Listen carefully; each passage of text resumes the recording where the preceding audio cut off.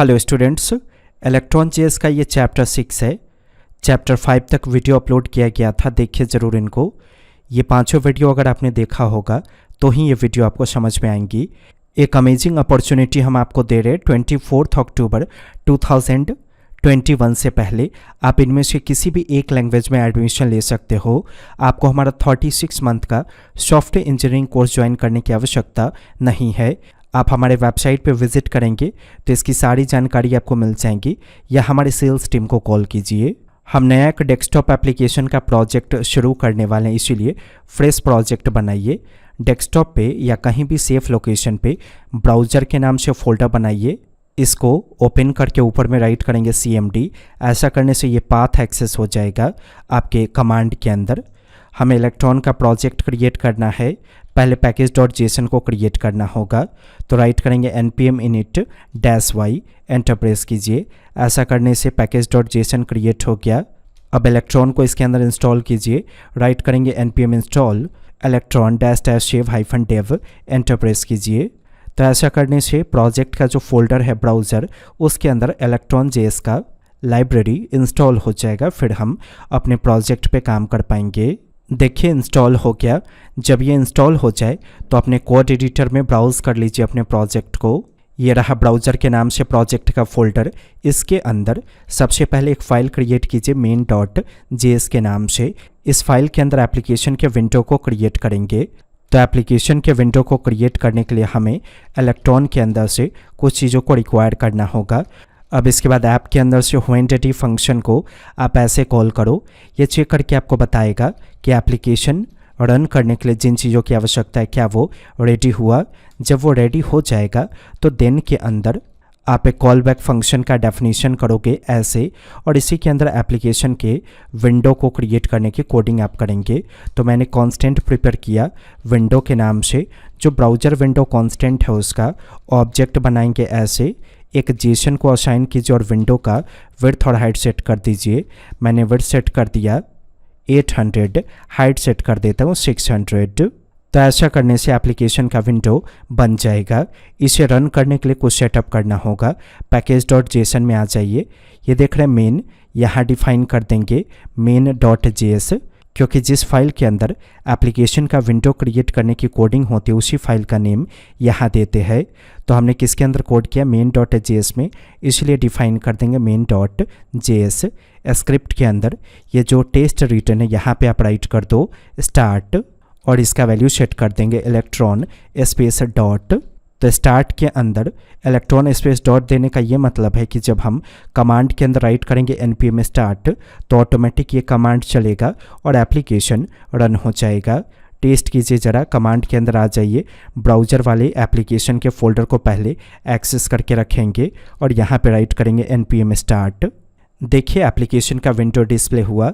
अगर आपको समझ में आ रहा है वीडियो तो लाइक कर दीजिए वीडियो को। कुछ पूछना चाहते तो कमेंट कीजिए। हमें डिफाइन करना है कि एप्लीकेशन वाले विंडो के अंदर एक HTML का वेब पेज डिस्प्ले हो।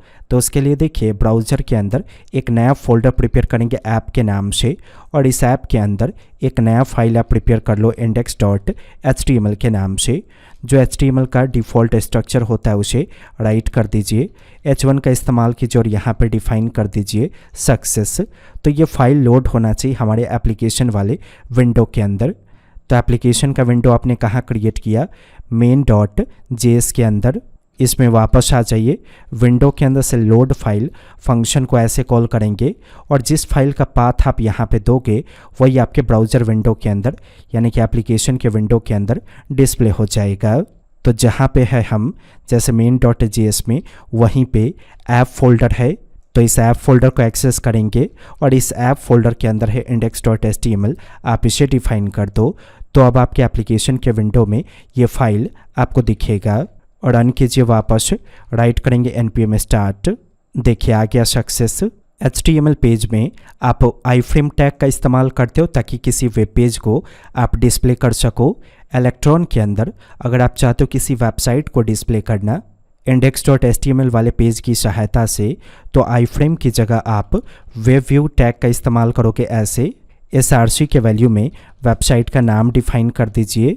इस तरह से राइट करेंगे https www. जो भी वेबसाइट को आप डिस्प्ले करना चाहते हो वो डिफाइन कीजिए। मैंने राइट किया www.google.com, कुछ भी नहीं छोड़ेंगे इसमें से। इसका विड्थ हाइट कितना होगा, कितने बाई कितने के स्क्रीन साइज में ये डिस्प्ले होगा वो डिफाइन कीजिए। विड्थ कुछ सेट कर दीजिए, जैसे मैंने 100% सेट कर दिया। हाइट आप कुछ दे सकते हो, मैं डिफाइन कर देता हूँ 480 पिक्सल। ओके, अगर आप इसे रन करोगे तो इसका रिजल्ट आपको नहीं दिखेगा। मैं रन करके आपको दिखाता हूँ। देखिए ओपन नहीं हुआ google.com। ऐसा इसलिए हुआ क्योंकि इलेक्ट्रॉन का जो 5 से ऊपर का वर्जन है उसमें वेबव्यू टैग को डिसेबल रखा जाता है पहले से। अभी आप किस में काम कर रहे हो, देखिए package.json के अंदर इलेक्ट्रॉन का वर्जन आपको दिख जाएगा। देख रहे हैं 15 वर्जन है, तो 5 से पहले जो भी वर्जन था इलेक्ट्रॉन का उसमें वेब व्यू अगर आप ऐसे राइट करते तो काम करता, लेकिन 5 से ऊपर जितना भी वर्जन्स है उसमें वेब व्यू को वर्क करवाने के लिए आपको एक छोटा सा कॉन्फ़िगरेशन का कोड राइट करना होगा। तो main.js में आ जाइए, ये रहा ब्राउज़र विंडो, वेब प्रेफरेंसेज, ये प्रॉपर्टी मैं आपको पढ़ा चुका हूँ। इस प्रॉपर्टी की शुरुआत कीजिए, इसमें एक जेसन को असाइन करेंगे तो सही से इसे मैच कर लीजिए। मैंने थोड़ा सा भी करेक्शन किया है, इसमें स्पेलिंग गलत होगा या जो कैपिटल स्मॉल लिखा हुआ उसमें थोड़ा सा भी मिस्टेक होगा तो वो काम नहीं करेगा आपका। मैंने वापस रन किया, राइट करेंगे npm स्टार्ट, आ गया। इसे फुल स्क्रीन कीजिए, यहीं तक आया क्योंकि हाइट मैंने डिफाइन कर दिया था 480 पिक्सल।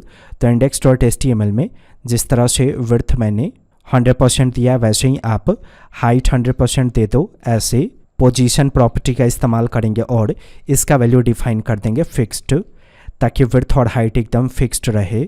देखिए आ गया, जितना विड्थ हाइट है उसके अकॉर्डिंग ये सेट हुआ। ये सीख लिया आपने कैसे इस्तेमाल करेंगे वेबव्यू का।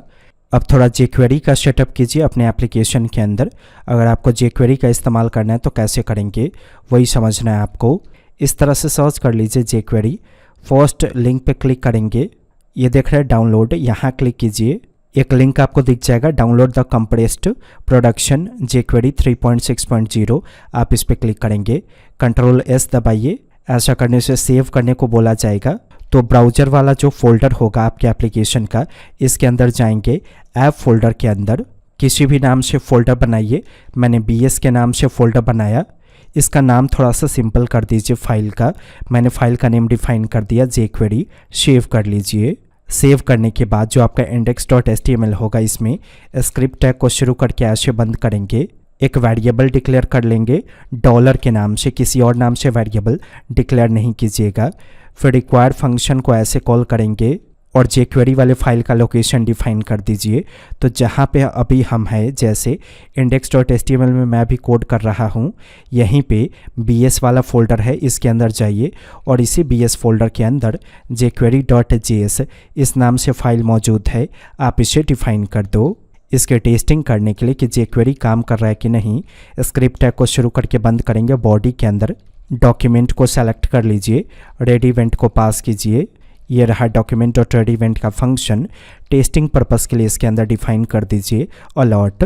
जब भी आपका jquery काम नहीं करेगा तो मैसेज आएगा $is not defined या document.read is not defined, इस तरह से।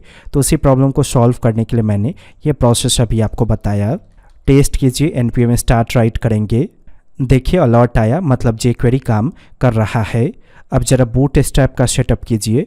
अगर आपको बूटस्ट्रैप इस्तेमाल करना है इलेक्ट्रॉन के अंदर तो कैसे करेंगे वो समझिए। सर्च कर लीजिए बूटस्ट्रैप, उसके बाद W3 स्कूल का जो लिंक आपको दिखे आप उस पर क्लिक करो। बूटस्ट्रैप पे क्लिक कीजिएगा और 4 या 5, 4 स्टेबल है, आप इस पर क्लिक कीजिए, 4 को चूज़ कीजिए। ट्राई इट योरसेल्फ पे क्लिक करेंगे, देखिए आपको बूटस्ट्रैप main.css का लिंक आपको दिख जाएगा। href के वैल्यू से कॉपी करके यहाँ पे पेस्ट करके एंटर दबाइए। आया कोड, Ctrl+S प्रेस करेंगे और ब्राउज़र फोल्डर के अंदर जो ऐप फोल्डर है इसके bs फोल्डर के अंदर आप इसे सेव कर लो किसी भी नाम से। मैं इसे bootstrap.css के नाम से ऐसे सेव करता हूँ। ये हो गया पहला वाला।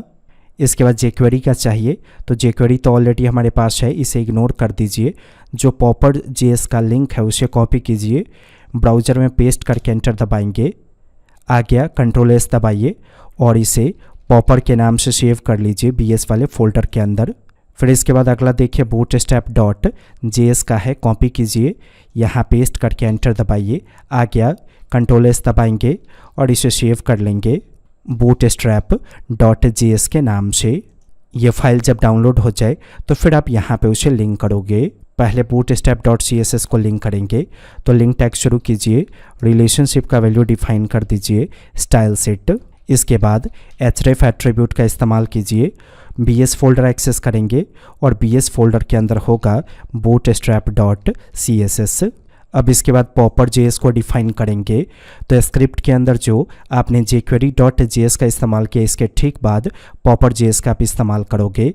बस आप रिक्वायर्ड स्टेटमेंट को राइट कीजिए और ऐसे डिफाइन कर दीजिए popper.js, फिर इस्तेमाल कीजिए और यहाँ पे डिफाइन कर दीजिए bootstrap.js। तो इलेक्ट्रॉन के अंदर bootstrap और jquery का सेटअप हो गया। इसके टेस्टिंग करने के लिए आप पे काम कर सकते हो, जो बॉडी है आपका, इसमें क्लास एट्रीब्यूट सेट कीजिए और इसका वैल्यू डिफाइन कर दीजिए bg-danger और रन करके देखिए, पता चलेगा फ़र्क कि बूटस्ट्रैप काम कर रहा है कि नहीं। bg-danger की वजह से रेड कलर में कन्वर्ट हुआ, मतलब बूटस्ट्रैप काम कर रहा है। सॉफ्टवेयर डेवलपमेंट के फील्ड में कैरियर चाहते हैं, वेबसाइट पर विजिट कीजिए। बड़ा ही पॉपुलर कोर्स है वेब इंस्टीट्यूट का, सॉफ्टवेयर इंजीनियरिंग।